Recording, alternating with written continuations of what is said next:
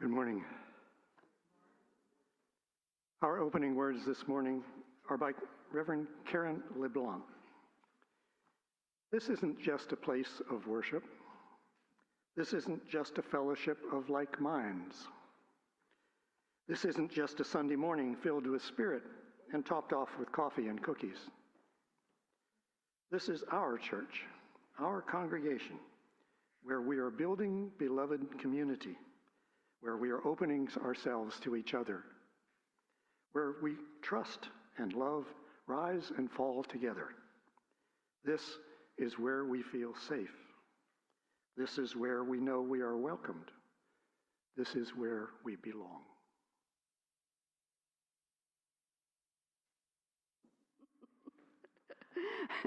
If you're a founding member of this congregation, or this is your first time with us, we welcome you to this. I almost said United Church of Christ. That would have been a blast from the past. To the Unitarian Universalist congregation of Whidbey Island. My name is Effie Brown, and with Dave Kaufman, it's our pleasure to worship with you this morning as we continue to explore our May theme of belonging. Today, our focus is on resilience as an important part of thriving and belonging. And we also honor fathers who know that parenting requires a lot of resilience and a lot of patience. We're grateful to the many people who helped to craft our worship services, our worship leaders, our speakers, the musicians, ushers, people on tech support, and those who provide refreshments. Thank you. It's a special privilege for me to welcome our guest speaker today, Ament, who's my wise and witty friend. I met Alan in 2005 when we were participated in an Our Way Forward program through what is now the Whidbey Institute. After successful careers as a lawyer and an educator, Alan served as the board chair for the Northwest Institute of Literary Arts and of South Whidbey at Home. An active student of improv comedy, he has been published in both literary and academic journals, and is the author of Learning to Float, a memoir of a caregiver husband. Since his retirement and the death of his wife last September, Alan has dedicated himself to doing as little as possible, with surprising success.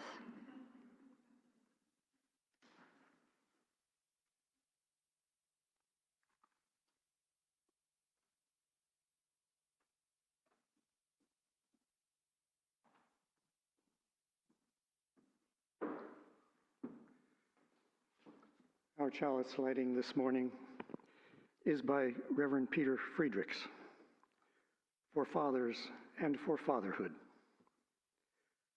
For sleepless nights awaiting the curfew breakers, for anxious hours as a driving instructor, for hours spent on sidelines cheering and watching school plays, sometimes resting our eyes, for the pressures of breadwinning and wait till your father gets home, for teaching moments and mentoring moments, for making up answers when you just don't know but are expected to because you know everything, for scrapes and boo-boo kisses and band-aids, for hugs and kisses and silliness and play, for bedtime stories and how was school chats, for all the aftershave and ties received as gifts, for handing over car keys and waves goodbye, for father-daughter wedding dances, and cradling grandchildren for the first time, for all the moments and all the meaning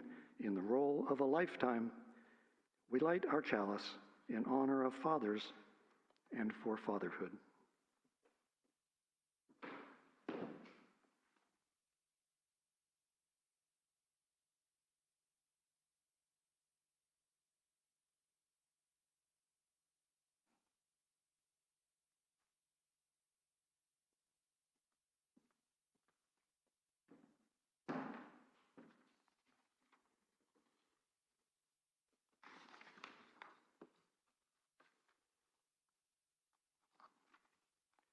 Please rise in body or spirit to repeat our affirmation.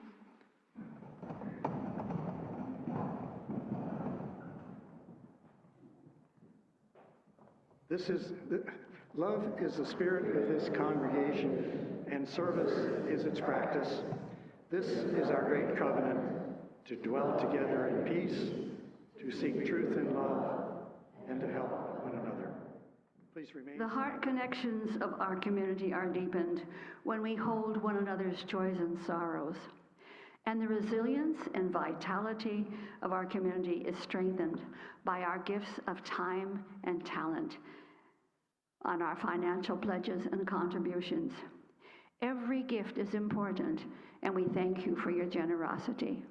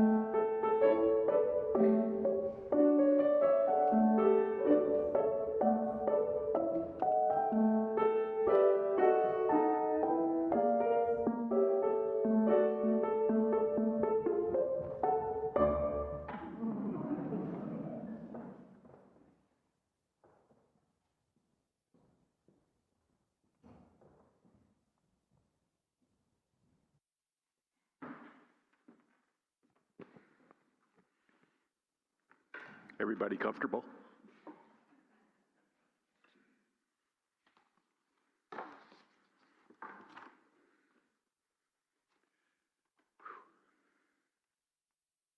Good morning, everyone.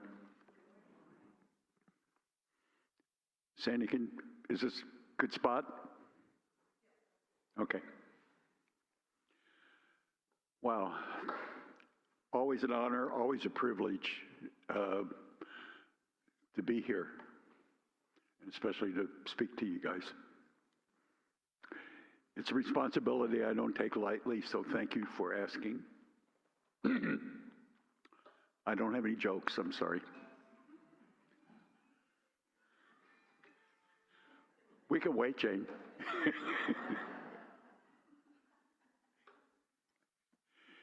Today's Father's Day.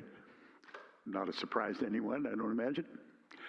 I was surprised to learn that it's not a Hallmark holiday.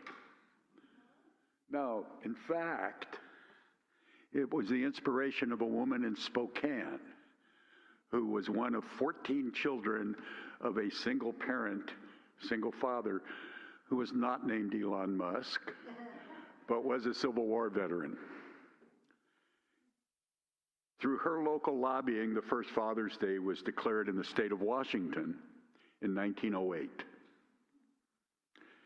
It was finally declared a national holiday in 1972 by Richard Nixon, whom we all remember with whatever feelings we have for Richard Nixon. Looking better every day, isn't he?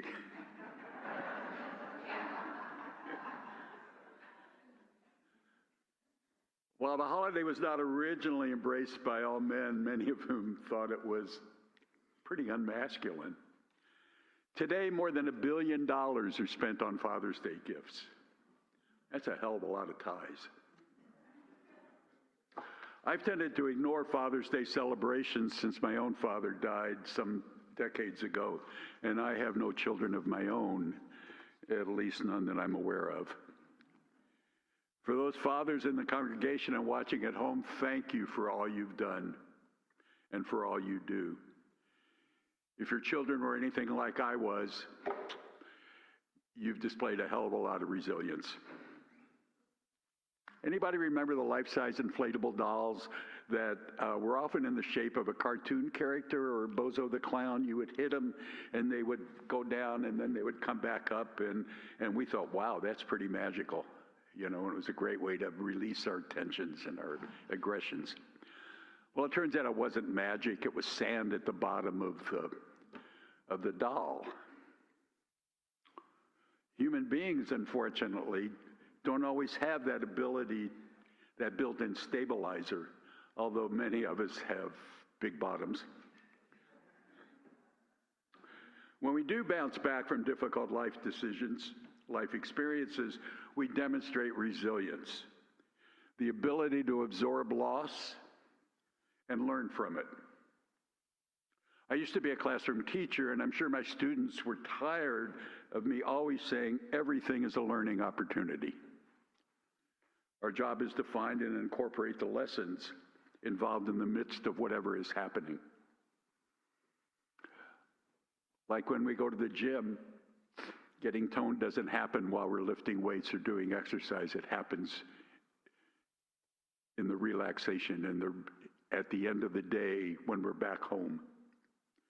It's the same with learning. It happens in the reflection. I identify as a Jew, which according to our calendar is a religion over 5,700 years old.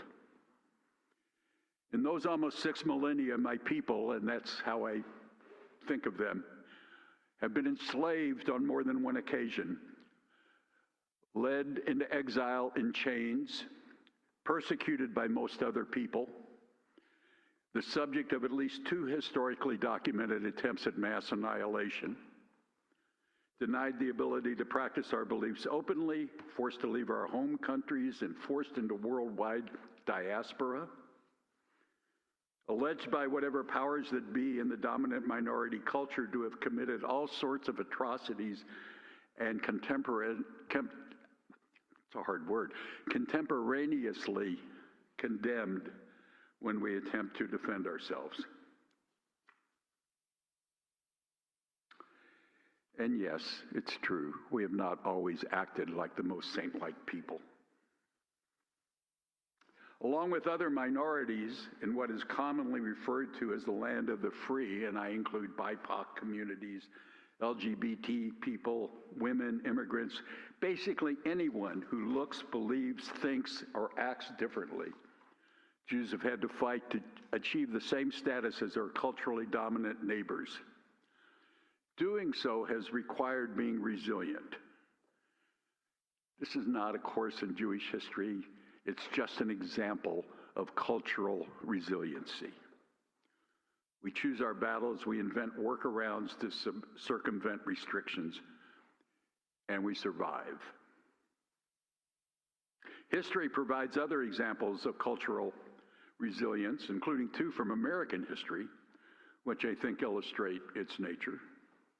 At the beginning of the American Revolution, George Washington's army endured hunger, frigid winters, lack of governmental monetary support, numerous military defeats, and we still wind up victorious. Every revolution that I've been able to think about and research requires a resilience among its followers. Success is never easy or quick. As much as we may wish it didn't happen, I think Trump's reelection is another example of resilience. The 2000 election was such a blow to his ego and his projection of invincibility and inevitability that he's still talking about it, albeit now from the White Oval Office again. And as the last 100+ days have demonstrated, the world is in a time of great political and economic upheaval. Our collective stress levels are off the charts.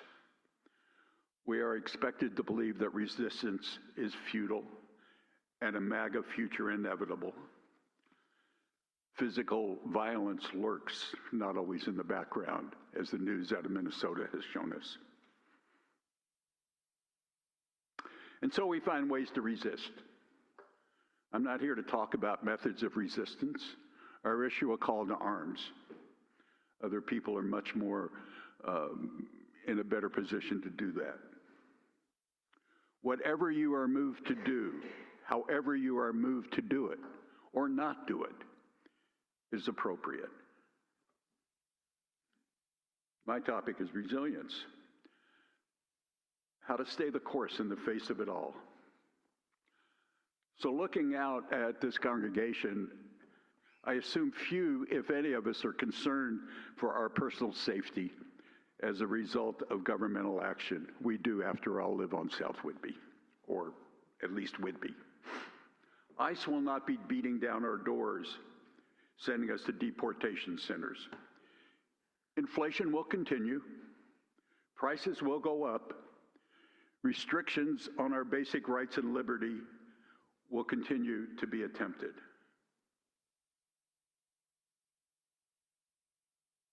Aside from all the normal disappointments we have all experienced in life, jobs not offered or lost, loves lost, illnesses, other personal and professional failures, I personally have experienced 2 life-changing incidents that came totally without any warning.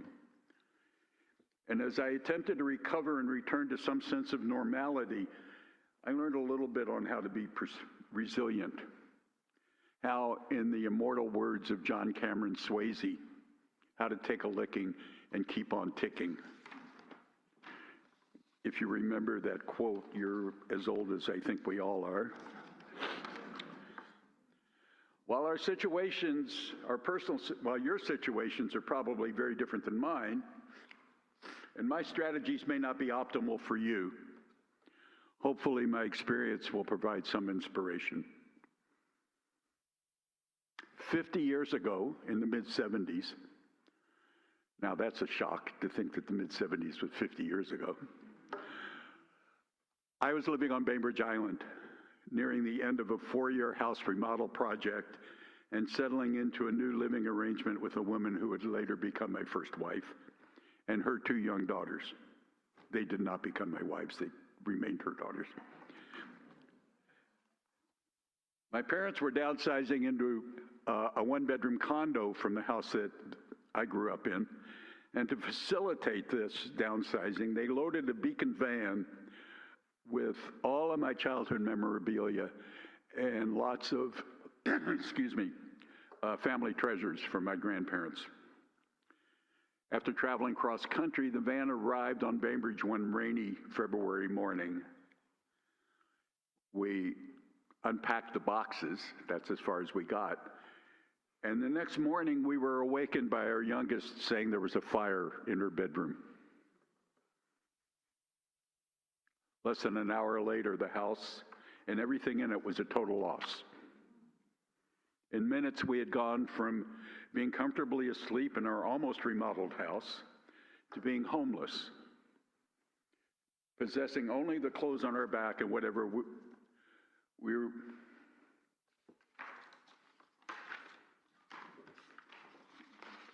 Grabbed on the way out the door. It was that type of morning, what can I say? We were physically unharmed, and that, of course, was the most important thing.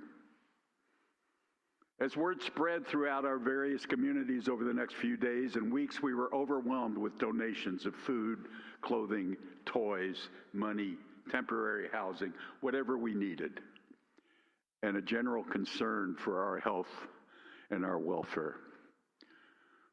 This year, it was my house that burned. Last year, it was somebody else's. Next year, it will be somebody else's. We kept what we needed and distributed the rest throughout the community. Gradually, we found our footing and our personal centers. And we started thinking, at least I started thinking, what lessons can I learn from this? One lesson became really clear to me. Be careful what you ask for and make sure that you phrase it in such a way that the meaning is clear. A couple of months before, in a fit of frustration over the slowness of the remodel, I had no idea what I was doing. I was learning as I was going along, so it was a Rube Goldberg type of operation. Anyway, I was frustrated. I threw a hammer across the room. I said, "Burn to the ground, you son of a bitch. I don't really care." Well, it turns out I did care. And it also turned out that my message, I guess, was received and heard. What else did I learn? I learned it took a village. It always takes a village. And we had one. We didn't have to go through recovery on our own. The support and love we felt gave us the strength to carry on. It made us resilient. As many of you know, my second wife, Dolores, suffered a stroke in 2005 that changed both of our lives. Hers, obviously, a little more than mine. From the day she came home from the hospital on Halloween 2005 until the middle of May 2022, I was her primary caregiver. This was not a position that my prior professional background as a criminal defense lawyer and a higher education administrator really trained me for. Similarly, my early upbringing and childhood did not train me to be a house remodeler, yet both needed doing, and I would learn how to do it as I went along. It's not necessarily a technique that I find lends itself to contemplation or thoughtful expression, but it is certainly necessary at times, especially if we want to be resilient. I soon realized Dolores' recovery would occur as part of a long, arduous journey. I had to develop techniques to stay positive and focused, to be resilient. We celebrated whatever positive steps occurred, however minor. I wrote detailed emails to an ever-increasing distribution list describing both Dolores' condition and my own physical and emotional response. This was before there was Caring Bridge. My caregiving duties made face-to-face interaction with my friends difficult. Staying connected through my writing was a viable option.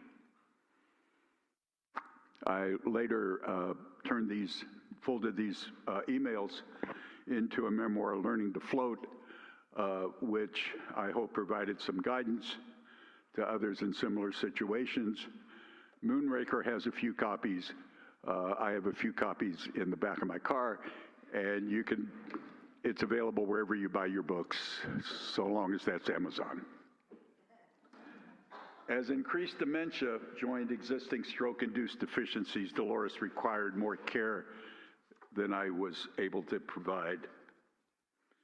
I found her an excellent memory care facility in Oak Harbor, where I felt she would get the care and compassion she needed, and I could visit without dealing with the ferry. And Oak Harbor has sushi and cheaper gas than we have down here. As before, community proved invaluable in supporting our ability to be resilient in the face of yet another tragedy. While Dolores' ultimate passing last September was not a surprise, she was ill and 90 years old.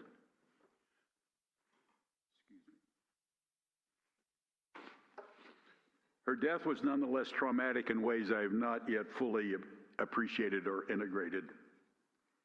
All of a sudden, I was no longer a caregiver, a responsibility I viewed in part as my job for almost 2 decades. I was also single, whatever the hell that means, for the first time in almost 40 years. I had to reinvent myself, or at least relearn who I was, who I am. A different form of resilience was necessary.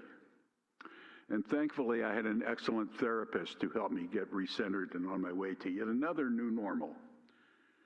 And I have friends to help me get out of the house every once in a while. While I don't seem to have much energy for external causes or any desire to be in large crowds at the moment, that may be a function of my advancing age, or what I refer to as the 3 O's, being old, overweight, and out of shape, as well as the trauma resulting from Dolores' death. On the other hand, at my age, slightly older than Nick will be on Thursday. I think I'm more appropriate to work on resilience and leave active resistance to those who are younger and more energetic than I am. So what does all this mean? How do my experiences relate to your life? How do we find the inner strength and motivation to continue when we feel life has gotten the better of us? Perhaps many of us, half the population, are still reeling over the 2024 election results and their aftermath. Funny how the other half of the population feel the same way about the 2020 elections. And remember Richard Nixon? Remember how half the population thought Obama's election was the end of the world? Luckily, none of this has occurred yet. And our fears so far are not totally realistic, or at least they have not totally become a reality. At the same time, stress is taking its toll. There's a story, perhaps apocryphal, about O-sensei, the founder of Aikido, a modern Japanese martial art. When he was commended for his ability to stay centered, O-sensei said no, that he didn't have this ability. What he had was the ability to return to center quicker than most of us. He could take a licking and keep on ticking. Or since he was a martial artist, keep on kicking, I guess is more appropriate. What have I learned about resilience, and how can I put these lessons into practice when dealing with life as well as the state of the country and the world? Resistance requires resilience. Resistance is a marathon, not a sprint. There will be setbacks, there will be advances. It's a roller coaster. The opposition hopes to overwhelm and exhaust us, whoever the opposition happens to be. How do we respond? How do we protect ourselves and our neighbors? How do we ensure the survival of our country and its form of government, as flawed and as hypocritical as it actually is? I don't have the answers.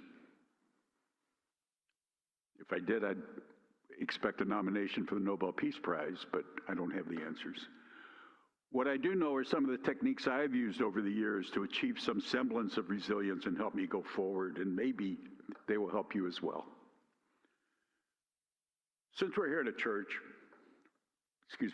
a congregation, let me start by saying that a spiritual practice of some sort is a major help.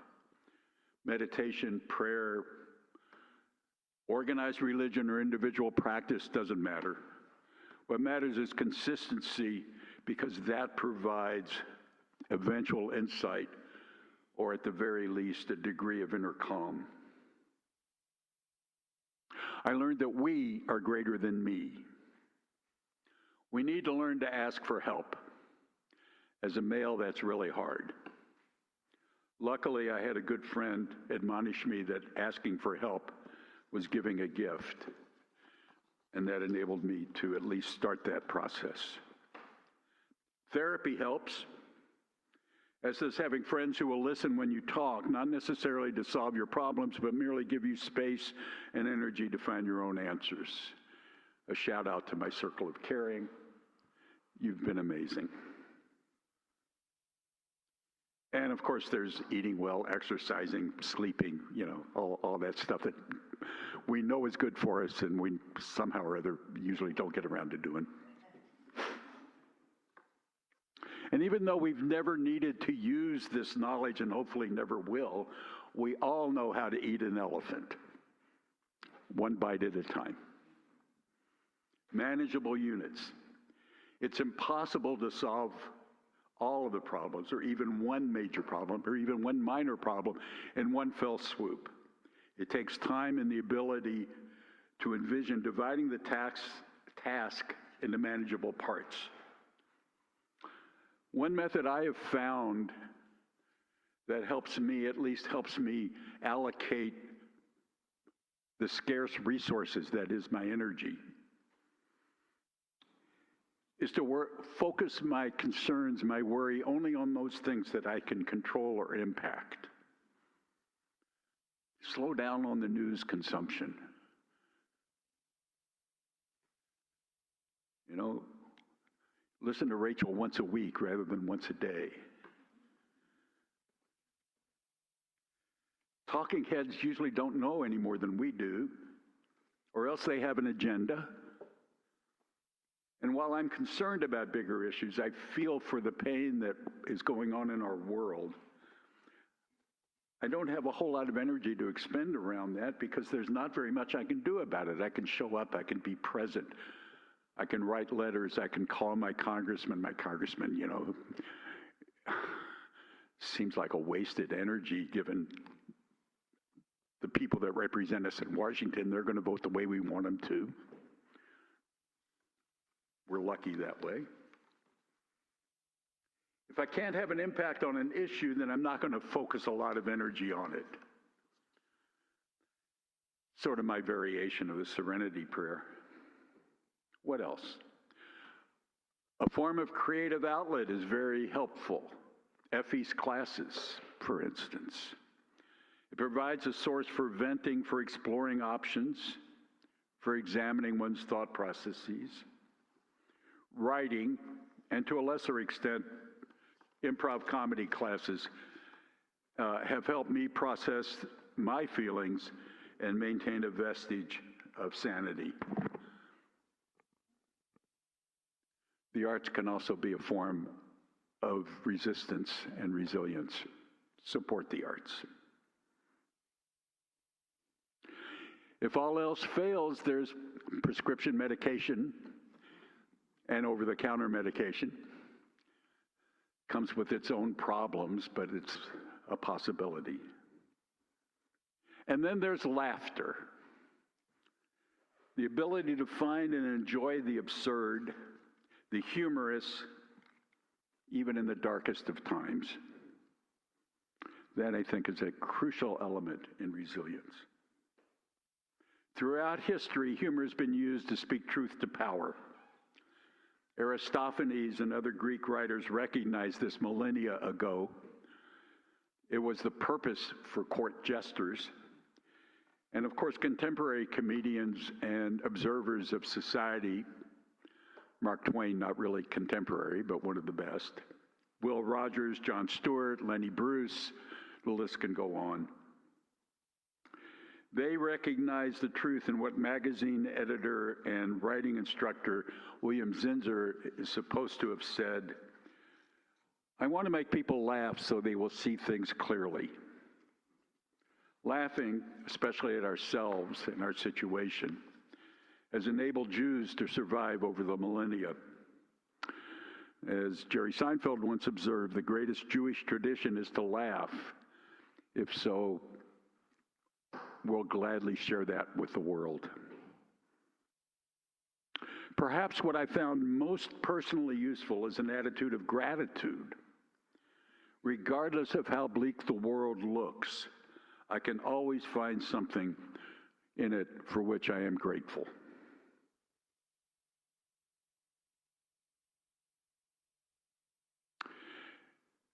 I recognize that I'm a highly educated, financially solvent, relatively healthy American white male who had supportive and loving parents. I won the birth lottery. And I live near the top of the proverbial food chain.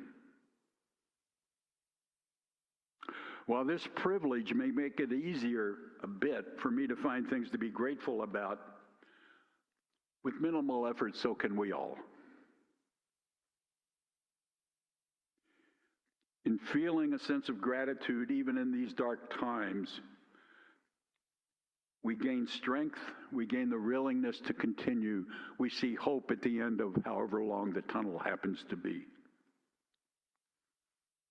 And in doing so, we give ourselves the resilience to do our part in manifesting the UU principle of achieving a world community with peace, liberty, and justice for all.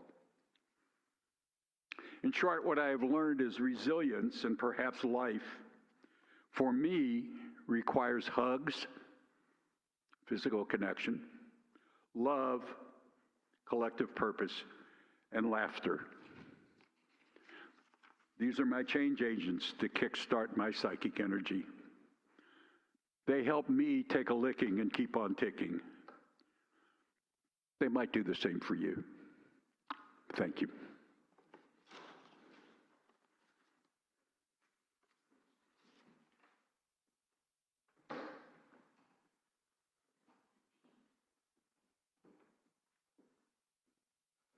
Thank you, Alan, for your inspirational and thoughtful comments. Please rise, embody your spirit, and join in singing hymn number 6, Just as Long as I Have Breath.